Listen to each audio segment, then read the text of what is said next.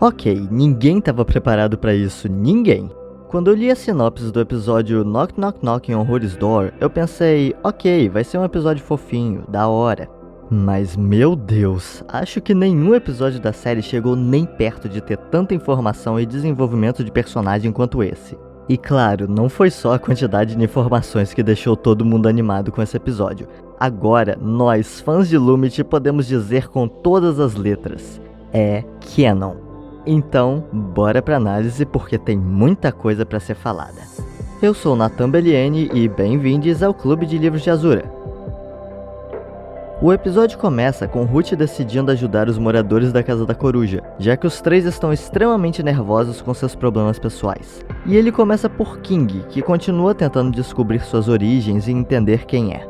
Então, Ruth dá uma aula sobre demônios e nós aprendemos um bocado de coisa sobre eles. Existem 3 tipos de demônios: insetos, bípedes e bestas.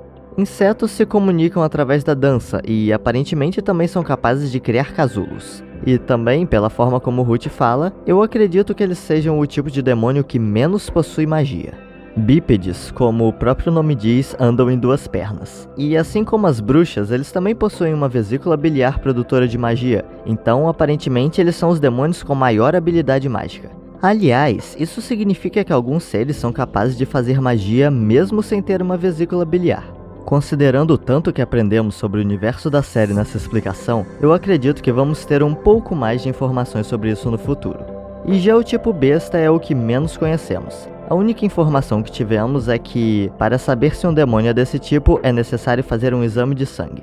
Mas no final, eles não conseguem descobrir que tipo de demônio King é. O que me faz pensar que talvez exista um 4º tipo que ainda seja desconhecido nos estudos. Mas enfim, King fica arrasado em não conseguir descobrir nada sobre suas origens. Ele não conhece nenhum exemplo de alguém que seja como ele, então também não tem ninguém em quem possa se espelhar e não faz ideia do que vai se tornar quando crescer. E num momento de raiva, ele descobre algo inesperado. Na verdade, ele tem poderes. E essa foi só a primeira manifestação deles. Não dá pra imaginar como as coisas vão ser quando ele treinar e aprender a usá-los melhor. Depois disso, seguimos para a tentativa de Ruth de ajudar Ida. Depois de saber mais sobre os planos do Imperador e ver Rain ser capturado, ela aparentemente desistiu de ter qualquer momento de descanso, tentando encontrar uma forma de conseguir seus poderes de volta. Então Ruth dá a ela biscoitos com urtigas de sono para dormir. Mas o que ele não sabia é que elas tornam seus sonhos mais vívidos. E pelo nervosismo como Ida diz isso, dá pra entender que ela frequentemente tem pesadelos. Com isso, vemos algumas de suas memórias de depois que foi amaldiçoada. Na primeira, seu pai, Del, está se preparando para ir até a mandíbula e passaria algum tempo longe de casa. Considerando isso e também suas roupas, eu tenho a impressão de que ele seja algum tipo de explorador. E parece ser só um dia de comemoração, até que, por causa do barulho de fogos de artifício, Ida toma sua forma de fera coruja e ataca o pai. E esse provavelmente foi o motivo que fez com que ela se afastasse dele. Quando damos uma olhada de novo no episódio Keeping Up Appearances, Lilith diz que vai ser bom passar um tempo em casa de novo e se reconectar com o pai. Ouvindo isso, Ida faz uma expressão triste, e eu acho que, por se sentir culpada, ela provavelmente se afastou dele depois desse acidente. Na verdade, não apenas dele. Eu acho que Ida passou a evitar se aproximar demais das pessoas depois disso, com medo de machucar alguém de novo. E nós vemos isso melhor na memória seguinte. Nela, Rain diz que sente que não a conhece de verdade, dando a entender que ela não se abre com ele. Por esse motivo, Rain decide terminar com ela. E mesmo tendo sido legal ter a confirmação de que os dois namoraram, é triste sabermos disso justamente na cena em que eles terminam. Mas bom, em seguida temos uma cena que é bem mais difícil de entender, na qual Ida está na forma de fera coruja. A primeira coisa que eu queria comentar é que vemos um crânio no fundo que certamente não é do Titã de Boiling Isles. Então podemos deduzir que essa seja uma nova ilha, e talvez ela também seja formada sobre os ossos de um titã. E eu acho que é possível que Ida tenha chegado lá enquanto fugia dos membros do Coven do Imperador. Mas a parte que mais me chama a atenção nessa cena é quando uma figura encapuzada, que nos créditos da série foi chamada de O Coletor, aparece e captura Ida. Não sabemos quem seja ou por que fez isso, mas essa cena é tão assustadora, não só por causa da risada incrivelmente bizarra do Coletor, mas também porque a própria Ida parece assustada. e convenhamos, ela já foi capturada por Belos e não demonstrou ter medo. Eu realmente não consigo imaginar que tipo de ameaça esse novo personagem possa representar para assustar Ida daquela forma, mas com certeza, pra mim, esse foi o maior mistério que esse episódio deixou. Mas bem, no final, Ida percebe que a Fera Coruja também não está satisfeita com toda a situação. Então ela decide fazer uma trégua com esse lado de si mesma que ela tanto odiava.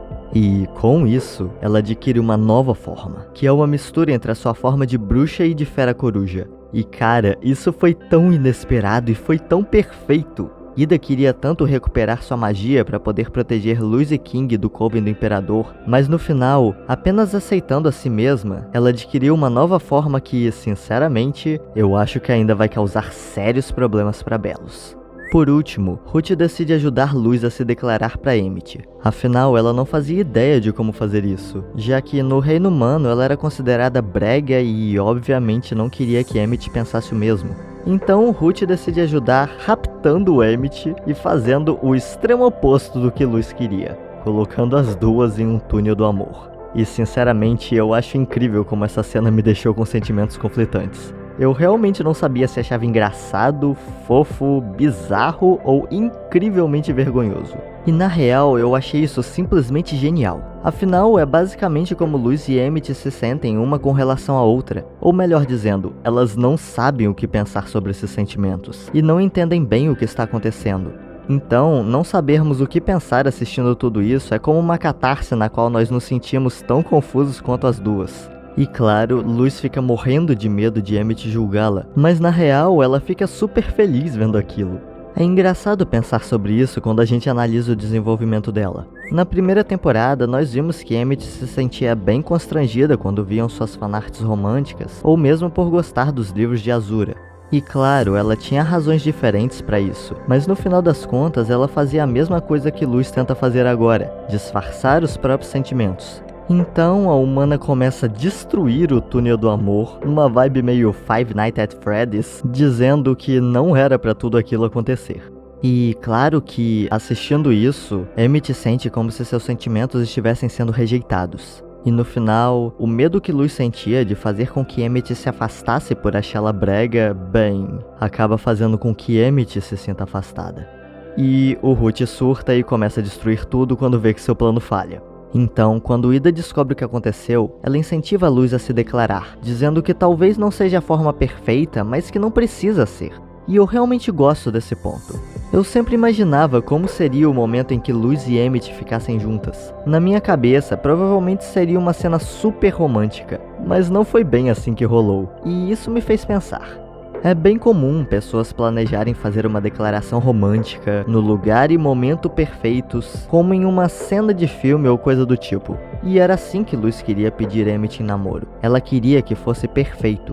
Mas não precisa ser o momento mais especial de todos, nem uma situação super planejada. Elas gostam uma da outra e é isso que importa. Por isso, apesar de ter quebrado as minhas expectativas, eu achei ótimo que o momento em que Lumet virou oficial tenha sido um grande desastre que deu certo.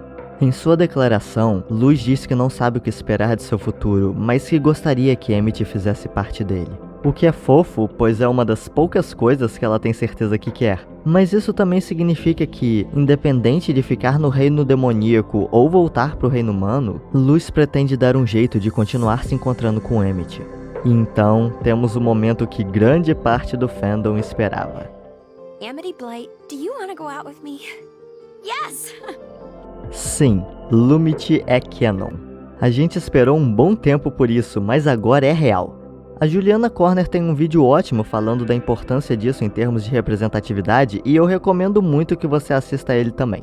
Mas bom, agora com a ajuda de Emmett, Luz aparentemente vai ter bem mais facilidade de conseguir informações sobre o diário de Philip. Inclusive, em uma das imagens reproduzidas pelo rato ecoante, aparece um estudo sobre talismãs. E não sabemos o que está escrito, mas considerando que os estudos de Philip tinham a intenção de encontrar um caminho de volta para o reino humano, talvez a energia dos talismãs que Belos consome tenha alguma relação com a fórmula para se construir o portal.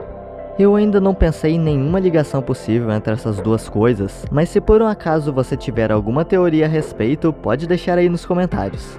Por fim, o suposto pai de King chega até a casa da coruja e deixa uma correspondência para ele. E aí o Ruth come a carta. Eu acho que vai demorar um pouco mais para descobrirmos quem é esse demônio misterioso e se ele realmente tem alguma ligação com King. Mas bom, depois de todo o desenvolvimento de personagem que Ruth ajudou a acontecer, eu acho que a gente não pode se irritar muito com ele.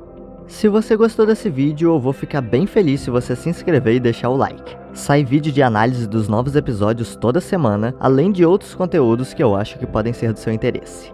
É isso, eu vejo você no próximo vídeo. Até lá!